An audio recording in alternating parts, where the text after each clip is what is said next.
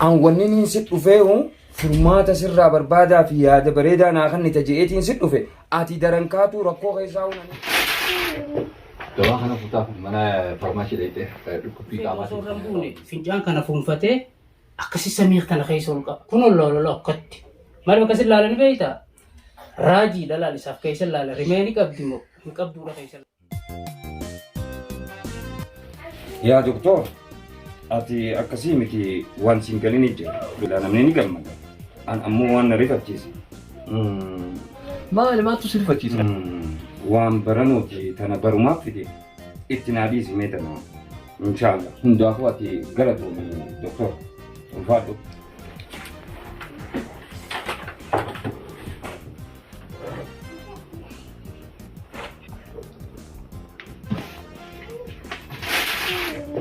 Dawaa kana futaaf mana farmaashii dhayxee dhukkubbii qaamaatiif kana irraa hojjeessa. Hayyee galatoomii. Nuqaas. Orjinaala isaa malee akka isin hin gurgurre. Abshir, ogummaa bitee. Waan gurguruun fayyaadhaa mootummaarraa nu kenname. Hayyee, ogummaa bitee fideensi agarsiisa. Hayyee tole. Hayyee ulfaadhu.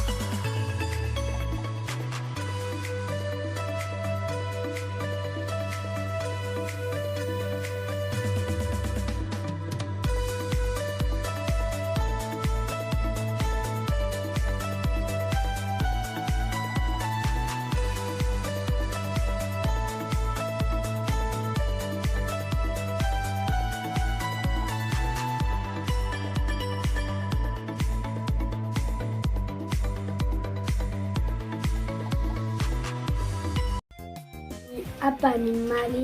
Maal baanta? Somali moo Amaara? Oromoo lama dale Booranaa fi Bareento. Nuti Bareentoomi? Bareento 5. Kaan Murawwaa, kaan Humbannaa, Qalloo, Karrayyuu, Umuuga. 5 Bareento hojjaan abbaa kana. Bareento Oromooti, nuti Oromoodha. Oromoo ka xabbooti, xabboo hawaaqooti. Akkasii Arabaa miti ati, Somaalee miti, Amaaraa miti, Oromoodha. Dhageessin maqayyi?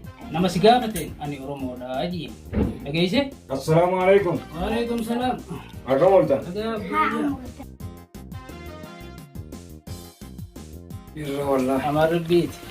Yaaboo mee dubbachuun nama dhibdu. Waan usuun nama dhibdu. Ayami yaaboo. Santu na dhibe yaaboo. Ta ajaa'ibaatiin na qabate cimimuu baanan santu na qabate yaaboo. Silaafuu dhiiraa wanni mudannee jiru. Mee daa'ime. Wanni isin jedhu waraqaa dhiigaatu maramee beektaa. Akkasitti jaartii maatii jaagaraasii qabdu haa jaartii. Bartana dhibdee yoo sanuma.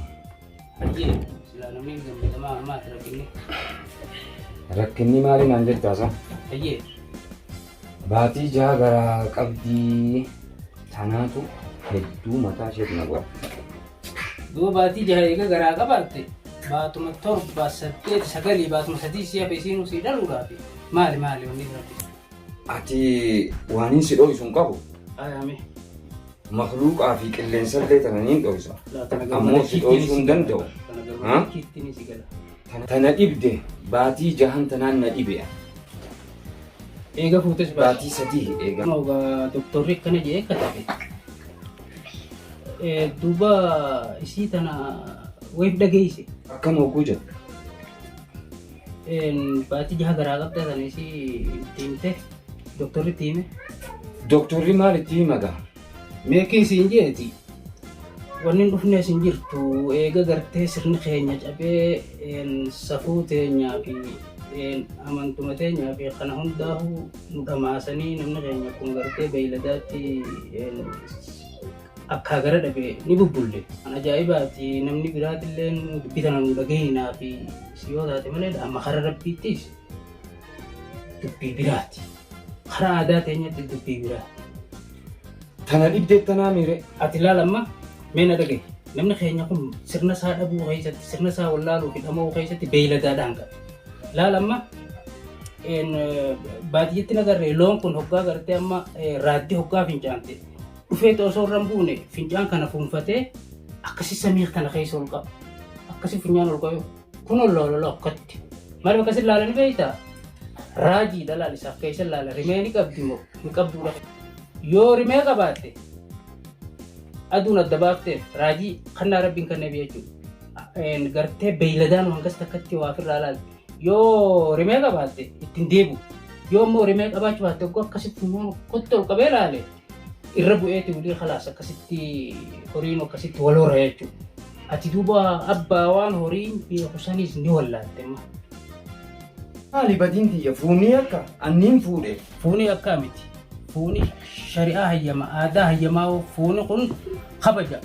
Fuudhe jechuu beektaa namni kun fuudhe jechuun kabajaa horate jechuun intalti heerumte jechuun heera jala oolte jechuun afaan oromootti heeruma oggaa jedha kabajamte heera jala oolte jechuun heeruma jechuun afaan oromootti akkas. Hiika afaan keenyaa baruun barbaada.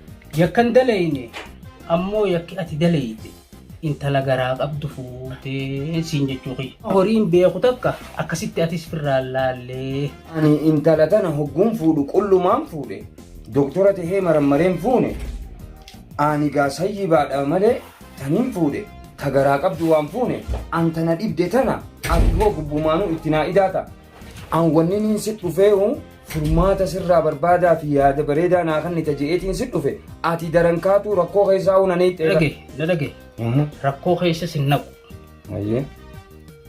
Akka heera keenyaatti akka amantii teenyaatti yakka wanni kun qabuun siif ibsee taakka ji.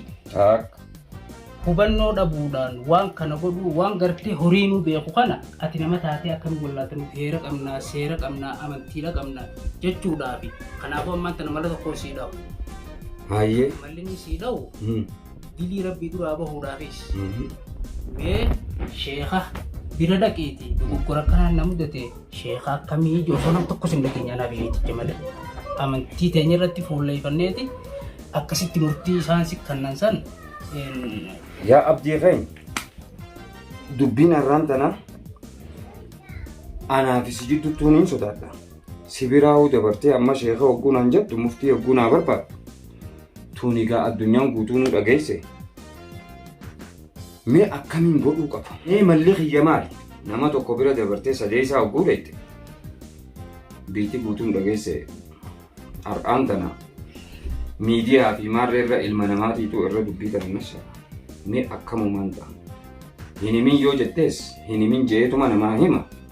An boru namni quban laachuu malee maaltu naa hafe? Mee akkamtu naa malaa? Qaanyii tiyya dachiin odoo na liqimsite odoo guyyaan kun kiyyatee hedduun irra fila. Na dhagaye sabbari waan rabbiin nama fidanuu baadhatanii sirna dhabuu fi akhlaaqa dhabuu fi faca'ina keenya kanaatu akka yurmutu jiraati. Sabbariiti mee sheekaas sheekuma tokko gartee ka dubbii tana nun facaafne saniin gaadhu akkasii walitti deebiname. Biraas eegaa ati jette mee ati hundaafuu hayyee nagayetti. Allah hayyeegaa eega jette. Nagayetti.